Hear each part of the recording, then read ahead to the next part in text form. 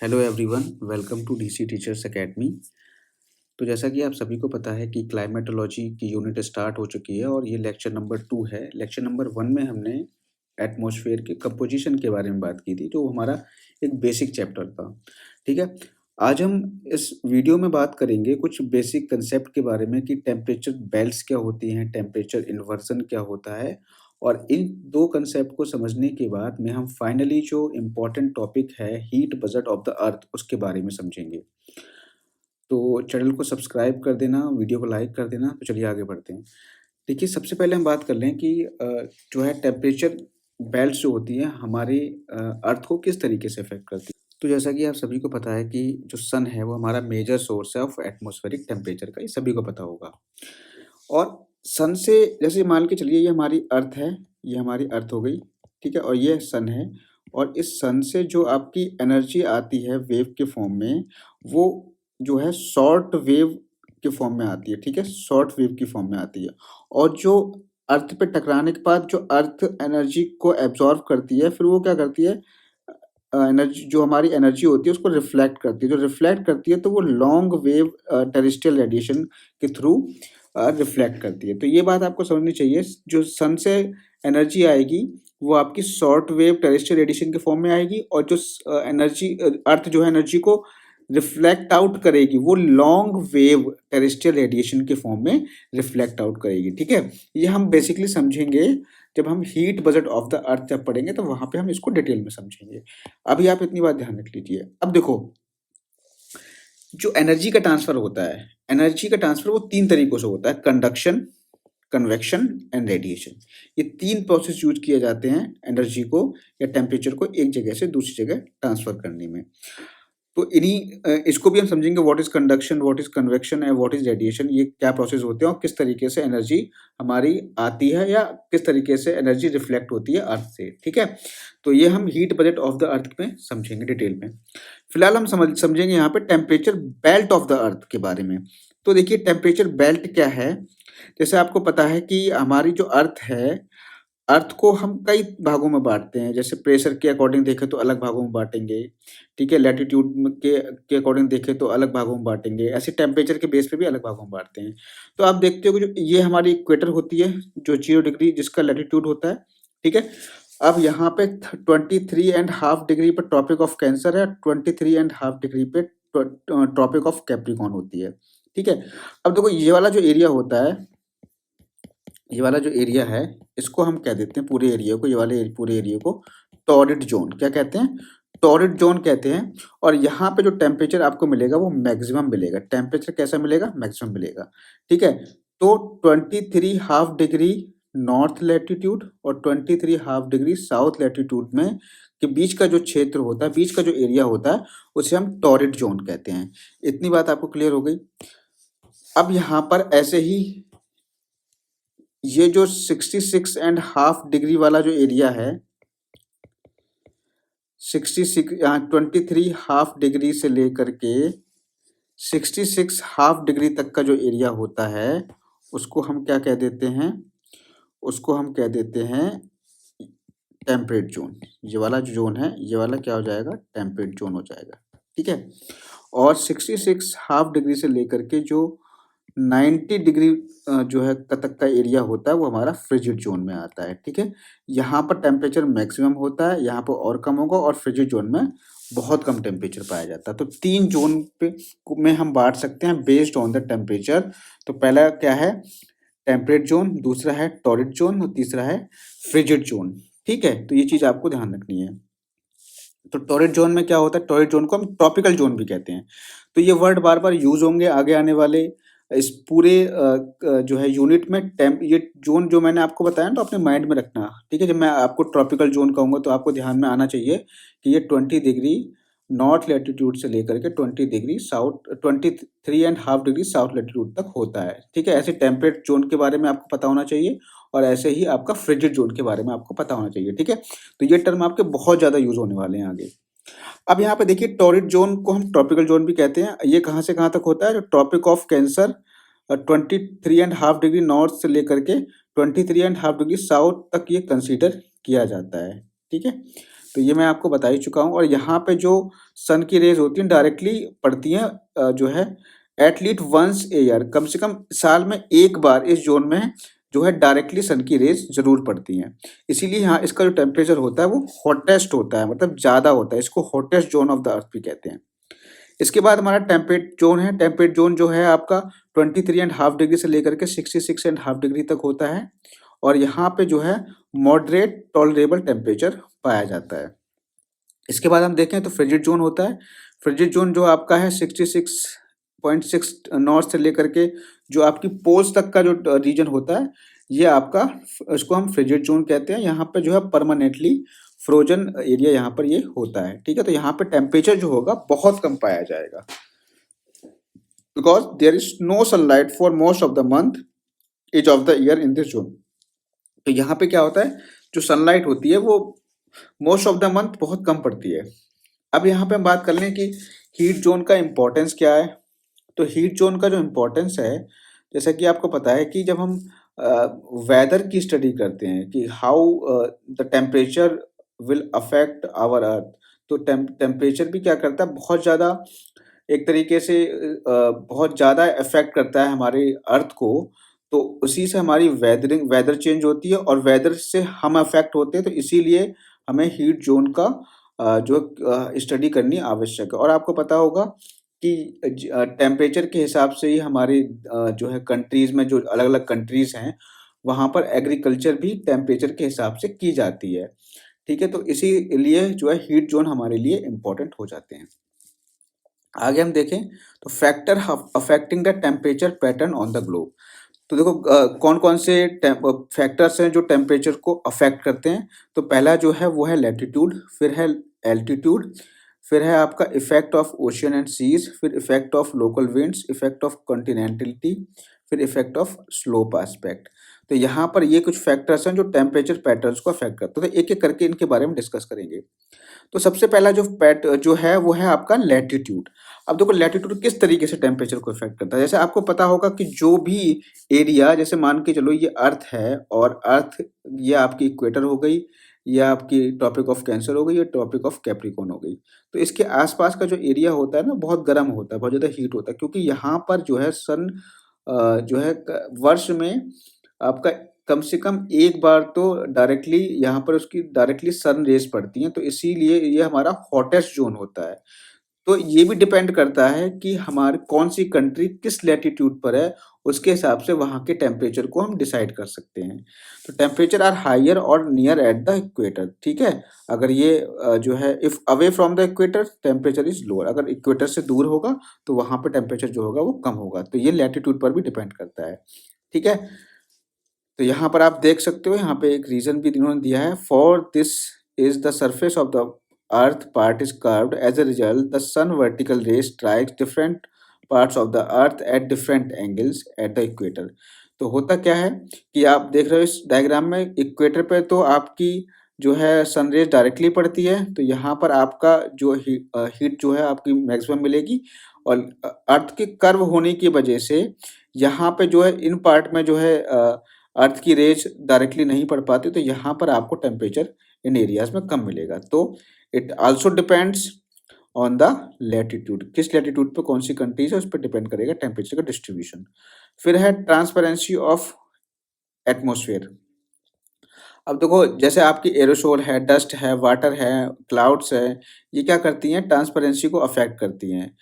अगर हमारी if the wavelength of the radiation is more than the radiation radius of obstructing particle such as gas, then a scattering of radiation takes place। अगर हमारी जो wavelength है किसी भी radiation की, जैसे मान लीजिए हमारा सोलर रेडिएशन, अगर उसकी वेवलेंथ ज़्यादा है than the radius of the obstructing particle, जो ऑब्स्ट्रक्टिंग पार्टिकल जो बीच में बाधा डालने वाला पार्टिकल, जैसे आपका डस्ट पार्टिकल है या गैस पार्टिकल है, उसकी वेवलेंथ से अगर रेडिएशन की वेवलेंथ ज़्यादा है तो वहाँ पे उस केस में क्या हो जाती है, स्कैटरिंग हो जाती है। क्या हो जाती है, स्कैटरिंग हो जाती है। और अगर वेवलेंथ कम है than the obstructing particle total reflection takes place. तो यहाँ पे क्या होता है, यहाँ पर आपका फिर रिफ्लेक्शन हो जाता है। अगर आपकी वेवलेंथ जो है ऑब्स्ट्रक्टिंग पार्टिकल से कम है, किसकी, सोलर रेडिएशन की, तब वहाँ पे पूरी तरीके से रिफ्लेक्शन हो जाएगा। जैसे आपका डस्ट पार्टिकल क्या करते हैं, रिफ्लेक्ट करते हैं। जो गैस पार्टिकल होते हैं वो आपके जो है स्कैटरिंग करते हैं मोस्टली, ठीक है। तो यहाँ पर आप देख सकते हो सनलाइट जब आती है तो सनलाइट क्या हो जाती है, स्कैटर्ड हो जाती है। सनलाइट क्या हो जाती है, स्कैटर्ड यहाँ पर हो रही है। स्कैटर्ड का मतलब यह है कि चारों तरफ फैल जाती है, ठीक है। अगला जो इम्पोर्टेंट पॉइंट है वो है लैंड सी डिफरेंशियल। तो देखो जो लैंड हमारी जल्दी गर्म होती है, जल्दी ठंडी होती है। लेकिन ओशियन जो होता है वो देर से गर्म होता है, देर से ठंडा होता है। तो होता क्या है कि जब जो लैंड होती है ना उसका albedo is much greater than the albedo of oceans. अच्छा, सबसे ज्यादा एल्बिडो किसका होता है? सबसे ज्यादा एल्बिडो जो होता है वो आइस का होता है, ठीक है। आइस का सबसे ज्यादा एल्बिडो होता है, लगभग 70 से 90% जो लाइट को होता है वो रिफ्लेक्ट कर देता है। एल्बिडो का मतलब क्या है? एल्बिडो का मतलब ये है कि किसी भी चीज पर कोई भी सनरेज आ रही है तो वो कितना पार्ट उसका वो रिफ्लेक्ट कर रहा है, ठीक है। और जितना मैक्सिमम पार्ट रिफ्लेक्ट करेगा उतना ही उसको हम क्या कहेंगे, उसका एल्बिडो उतना ही ज्यादा हाई होगा। तो अर्थ जो होती है वो अर्थ जितना जो है रिफ्लेक्शन करती है सोलर वेव्स का, उतना ओशियन नहीं करता। यानी अर्थ ज्यादा रिफ्लेक्शन करती है तो अर्थ का एल्बिडो ज्यादा हो गया और ओशियन का कम हो गया। और स्नो कवर्ड एरिया होता है वहां पे जो रिफ्लेक्शन होता है वो ज्यादा होता है। जैसे आपने देखा होगा जो पोल्स वाले रीजन है वहां पे जो सन का रिफ्लेक्शन होगा वो ज्यादा होता है। इस वजह से क्या होता है, वहां पे आपको हीट कम मिलेगी पोलर रीजन पे, क्योंकि वहां से मैक्सिमम हीट जो होती है वो रिफ्लेक्ट हो जाती है, ठीक है। तो वहाँ पे जो इग्लू बनाए जाते हैं, इग्लू जो घर होते हैं वहाँ पे रिफ्लेक्शन इसलिए बनाए जाते हैं क्योंकि अंदर जो होता है उनका रिफ्लेक्शन नहीं होता है। जो हीट जो है आ तो जाती है लेकिन बाहर नहीं जा पाती है, तो इसीलिए वो इग्लू जो घर होते हैं बर्फ के वो गर्म रहते हैं। फिर देखो the average penetration of sunlight is more in water up to 20 meters. जो एवरेज पेनिट्रेशन होता है सनलाइट का वो ज़्यादा होता है, 20 मीटर्स तक होता है, ठीक है। Then inland where it goes up to 1 meter. तो अब देखो यहाँ पे जो पेनिट्रेशन होगा वाटर में वो 20 मीटर्स तक होगा और जो अर्थ होगी वहाँ पे 1 मीटर तक होगा।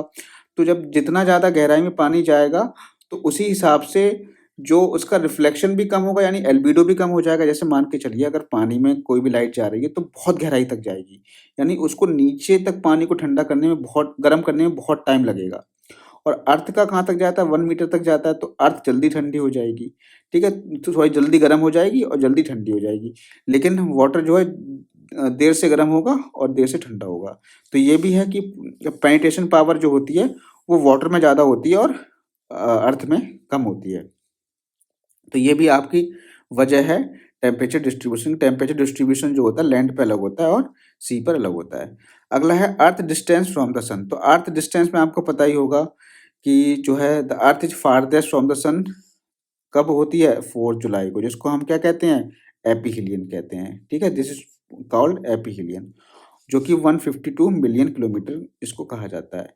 ऐसे ही ऑन 3 जनवरी को the earth is nearest to the sun. 3 जनवरी को जो होती है अर्थ होती है वो नियरेस्ट होती है, ठीक है, यानी 147 मिलियन किलोमीटर पे होती है, ठीक है।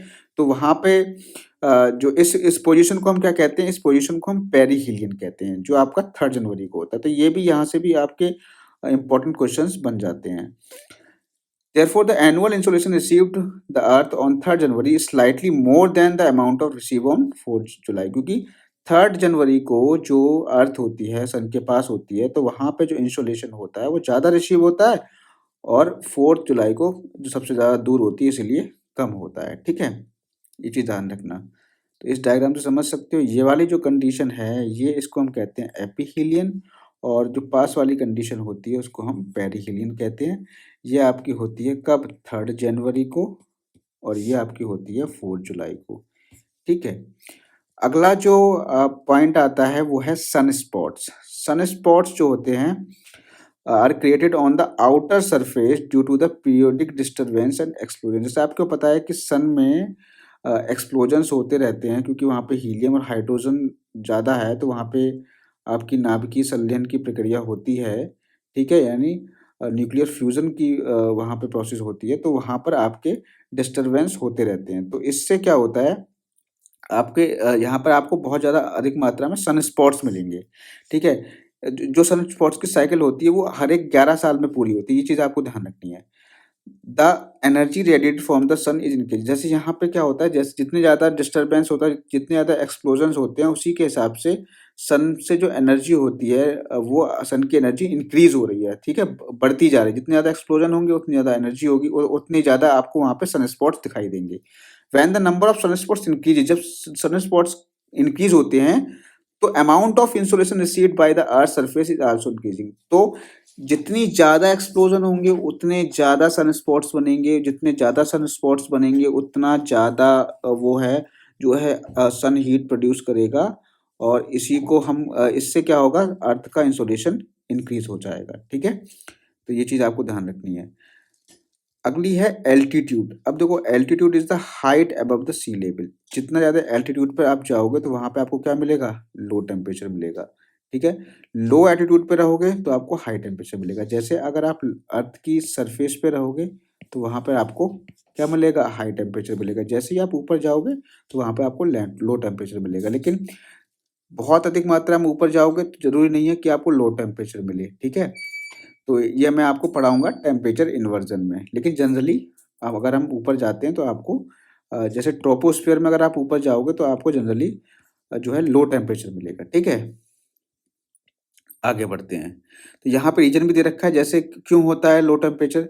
जैसे ही हम जाते हैं ऊपर तो ऊपर क्या होता है, जैसे आपको पता है नीचे अर्थ के लैंड के पास में जो डेंसिटी होती है एयर की वो बहुत ज़्यादा होती है। डेंसिटी ज़्यादा होती है तो वहाँ पर होता क्या है, कई सारे पार्टिकल्स होते हैं, डस्ट पार्टिकल्स हैं या गैस के पार्टिकल्स हैं, तो वो सन की हीट को ज़्यादा एब्जॉर्ब करते हैं। जब सन की हीट को ज़्यादा एब्जॉर्ब करेंगे तो अर्थ के पास में जो टेम्परेचर होगा वो ज़्यादा होगा।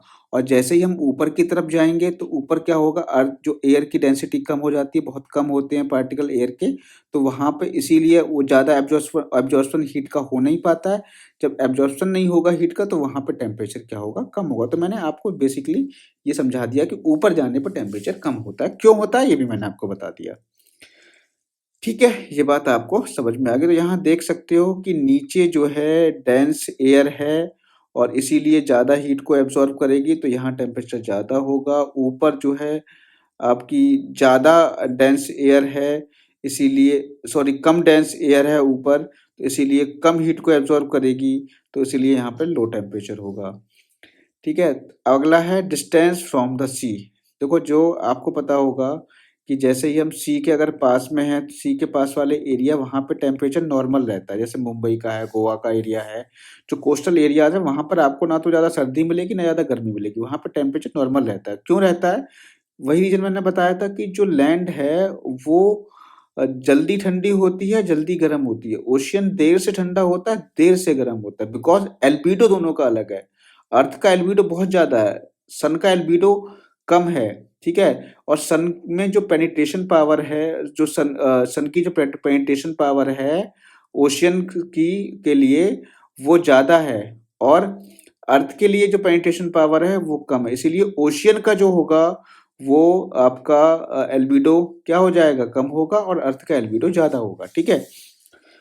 अब यहाँ पे तो इसीलिए यहाँ पे जो सी के आसपास के एरिया होते हैं वो सी पर जब टेम्परेचर कम होता है तो आसपास के एरिया में कम टेम्परेचर मिलता है। तो आप देखते होंगे कि मुंबई के जो लोग होते हैं और जो गोवा के लोग हैं वहाँ पर अगर आप जाओगे सर्दियों में भी जाओगे तो वहाँ के लोग उनको ज़्यादा कपड़े पहनने की ज़रूरत नहीं पड़ती है। और अगर आप जितना इंटीरियर जाओगे तो वहाँ पे आपको टेम्परेचर का वेरिएशन बहुत ज़्यादा मिलेगा। तो it depends on the distance from the sea, ठीक है। ये चीज़ हो गया।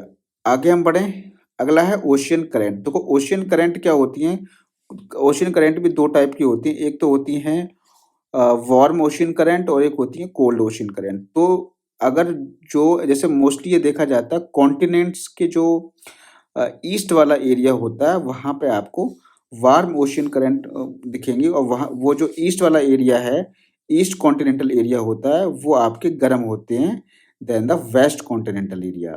वेस्ट कॉन्टिनेंटल एरिया जो होते हैं वहाँ पे ओशियन करंट ठंडी होती हैं, इसीलिए वेस्ट वाले तरफ आपको डेजर्ट मिलेंगे। कोई भी किसी भी कॉन्टिनेंट में आप देखोगे तो वहाँ पे आपको डेजर्ट मिलेंगे, ठीक है। तो it depends also depends on the ocean current, flow of ocean current. Ocean current जिस तरफ फ्लो होंगी तो यहाँ पे आप देख ही सकते हो ये इधर देखो ईस्ट साइड में जितनी भी ईस्ट साइड है यहाँ पर आपको देखो हॉट यानी वार्म ओशन करंट दिखाई दे रही है। ये देखो वार्म ओशन करंट है, ठीक है। ये भी देखो ईस्ट साइड में वार्म, और देखो वेस्ट में देखोगे, कॉन्टिनेंट के वेस्ट में कह रहा हूँ, कॉन्टिनेंट के वेस्ट में देखोगे तो यहाँ पे कोल्ड दिखेगी। यहाँ पे देखो कोल्ड पेरू की धारा है, कैलिफोर्निया की धारा है, ठीक है। ये आपको वेस्ट ऑस्ट्रेलिया की धारा है। तो ये सब ठंडी धाराएं हैं, ठीक है। तो वेस्ट पे आपकी जो है कोल्ड करंट होने की वजह से वेस्टर्न एरिया जो होता है, वेस्टर्न कॉन्टिनेंटल एरिया जो होता है, वहां पर आपको कम टेम्परेचर मिलेगा और ईस्टर्न एरिया पे अधिक टेम्परेचर मिलेगा। ये चीज ध्यान रखनी है। अब हम बात करेंगे टाइप्स ऑफ लैंड सरफेस के बारे में। तो आपको पता है कि कई तरीके की लैंड सरफेस होती है। डेंस फॉरेस्ट अगर हम देखें तो the vegetation prevent solar radiation from reaching the ground remains cool. तो डेंस फॉरेस्ट होता है तो वहाँ पे आप देखते हो कि वहाँ पे वेजिटेशन ज़्यादा होता है, बड़े बड़े घने घने पेड़ होते हैं, तो सोलर रेडिएशन जमीन तक नहीं पहुँच पाता, इसीलिए ग्राउंड का टेम्परेचर जो होता है वो ठंडा होता है। सिटी में अगर आप देखोगे तो presence of concrete surface tend to keep the air temperature high. तो कॉन्क्रीट सरफेस जो होती है शहरों में, सिटी में, तो वहाँ पर टेम्परेचर आपको बहुत ज़्यादा मिलेगा, ठीक है। बिकॉज कंक्रीट जो है दिन में तो एब्जॉर्ब कर लेती है और रात में उसको धीरे धीरे निकालती है, तो वही चीज हमें गर्म लगती है, ठीक है। एस्पेक्ट की बात करें तो एस्पेक्ट का मतलब होता है direction in which a slope faces in relation to the sun. तो आप देखते हो कि नॉर्दर्न हेमिस्फीयर में क्या होता है, नॉर्दर्न हेमिस्फीयर में जो साउथ वाला जो रीजन होता है, साउथ वाला जो होता है, वहां पर आपको टेम्परेचर ज्यादा मिलेगा नॉर्थ से, क्योंकि साउथ स्लोप पे आपकी जो सन की रेज है वो डायरेक्ट पड़ती हैं साउथ स्लोप पे, और नॉर्थ स्लोप पर आपकी डायरेक्टली नहीं पड़ती। तो आप ये देखते हो कि साउथ स्लोप वाले पे आपको मैक्सिमम आबादी मिलेगी, क्योंकि वहां पे टेम्परेचर अच्छा खासा रहता है। और जो नॉर्थ वाला है वो तो आपका बर्फ से जमा रहता है, नॉर्दर्न स्लोप है जो, ठीक है। तो यहाँ देख लेते हैं, in the temperate area the sun is low angle in winter, this will affect at the temperature of slope that faces north to south. In northern hemisphere the south facing slope receives greater concentration of solar radiation. तो जो south slope होता है northern atmosphere में, northern hemisphere में, वो maximum solar radiation को प्राप्त करता है। इसी वजह से वहाँ पर आपको खेती भी मिलेगी, वहाँ पर आपको रहन सहन भी मिलेगा। और जो आपका जो नॉर्थ वाला स्लोप होता है वहाँ पर आपको बर्फ मिलेगी, ठीक है। सदर्न स्लोप पर आपको वेजिटेशन मिलेगा, वहाँ पे आपको रेजिडेंस भी मिलेगा।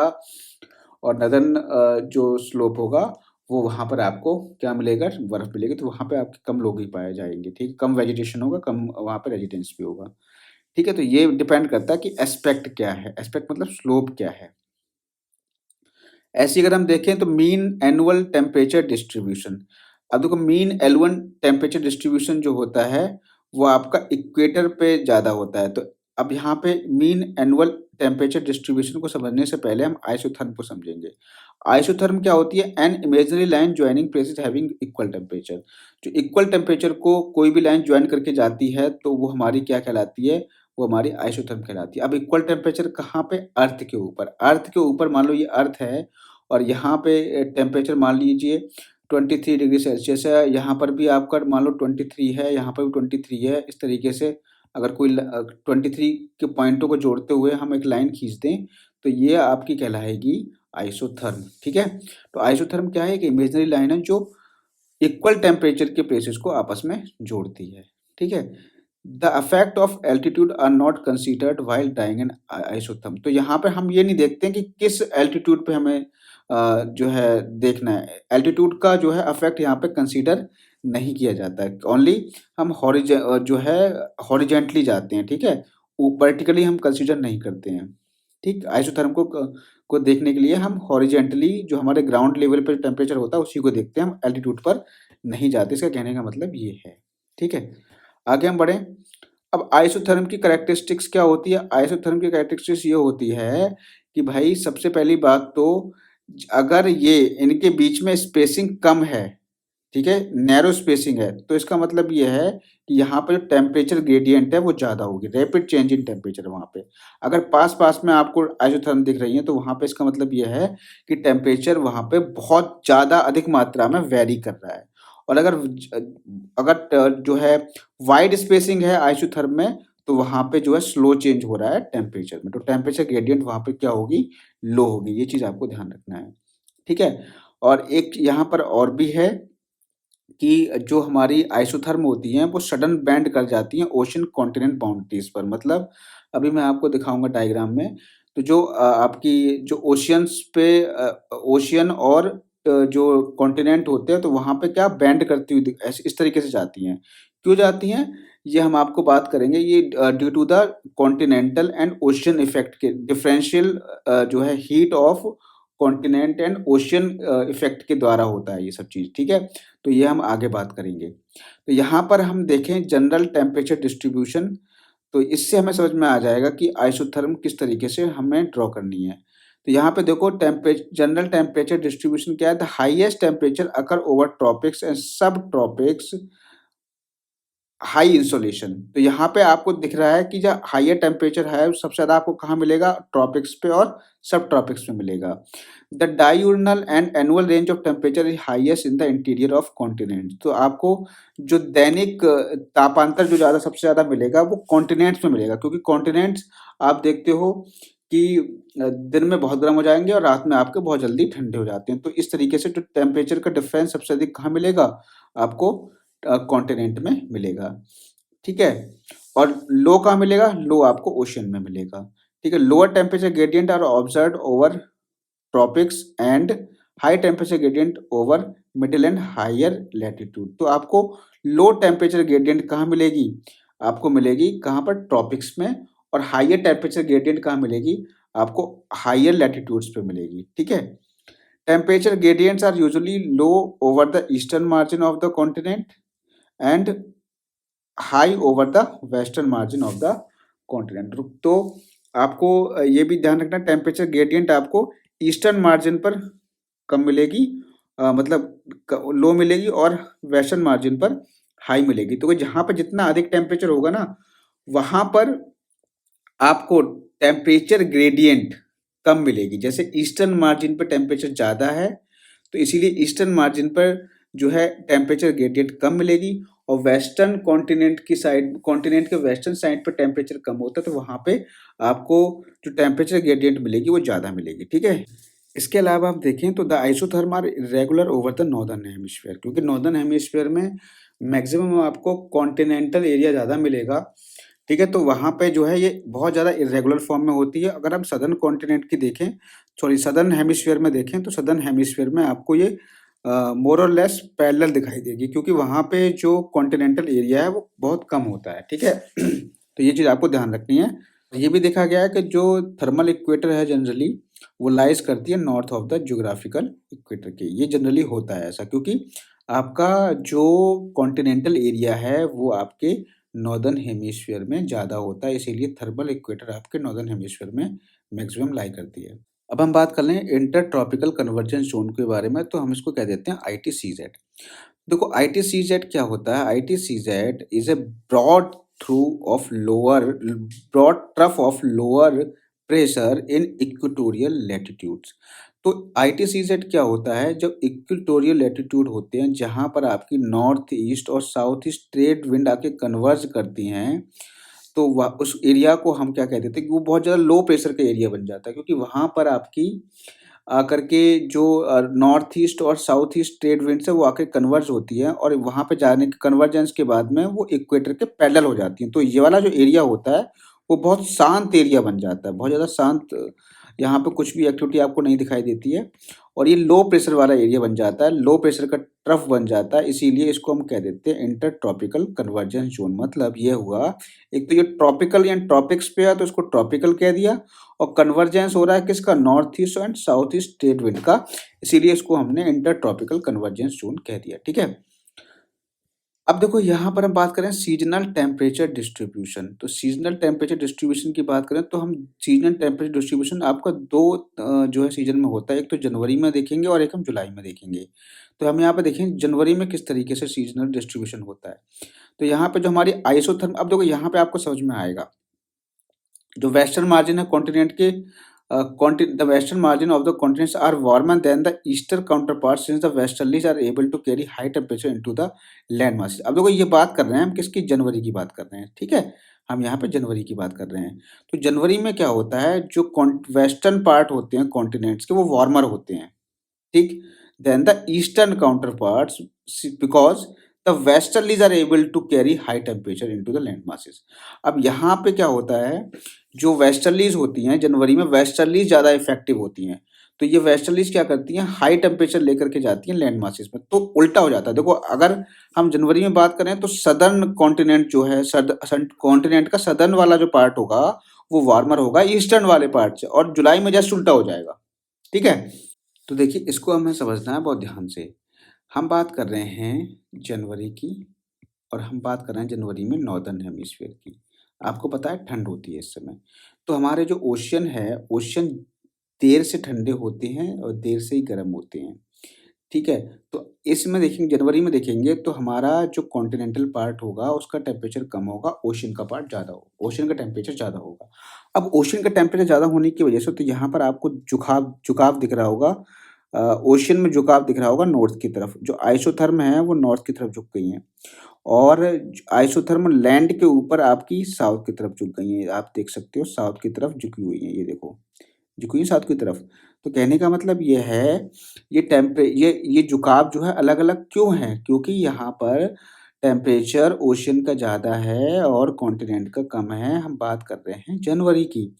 और ऐसा अब झुकती क्यों है? इसलिए झुकती हैं बिकॉज़ यहाँ पर जो आपकी वार्मर विंड्स होती हैं वो पेनिट्रेट करती हैं ओशियन पे।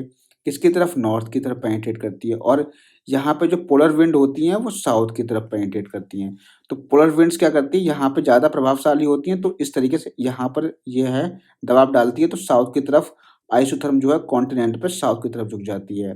और अगर हम बात करें ओशियन में जो है आपकी आइसोथर्म नॉर्थ की तरफ झुक जाती है, बिकॉज़ यहाँ पे जो होती हैं वार्म विंड जो होती हैं वो नॉर्थ की तरफ इसको पुश करती हैं। ये चीज़ आपको ध्यान रखना है। तो यहाँ पे देख सकते हो, an equatorward band of the isotherm over the northern continents so that the landmass are overcooled and that polar winds are able to penetrate southward even in interiors। तो ये चीज़ आपको ध्यान रखना है। ये मैंने आपको समझा दिया था ये चीज़। सदर्न हेमिस्फीयर में उल्टा हो जाता है।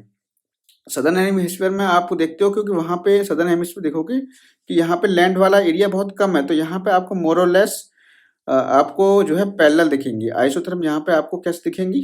पैरेलल दिखेंगी यहाँ पर आपको, क्योंकि यहाँ पे कॉन्टिनेंटल एरिया है ही नहीं है, बहुत कम है। ठीक है, ये चीज़ आपको ध्यान रखनी है। तो ये हम बात करेंगे जुलाई वाली। तो यहाँ पर भी आप देख सकते हो, तो मोर और लेस यहाँ पे कैसे दिख रही हैं?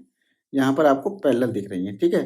तो अगर हम जुलाई की बात करें, जुलाई में जो है कंडीशन अलग हो जाती है। जुलाई में कंडीशन क्या होती है? जुलाई में आप देखते हो कि जो ओशन वाला एरिया है उसमें तो आइसोथर्म साउथ की तरफ पेनिट्रेट हो रही है, और जो लैंड वाला एरिया है उसमें नॉर्थ की तरफ पेनिट्रेट हो रही है। ये देख सकते हो, ये यहाँ पर साउथ की तरफ हो रही है और यहाँ पर नॉर्थ की तरफ हो रही है।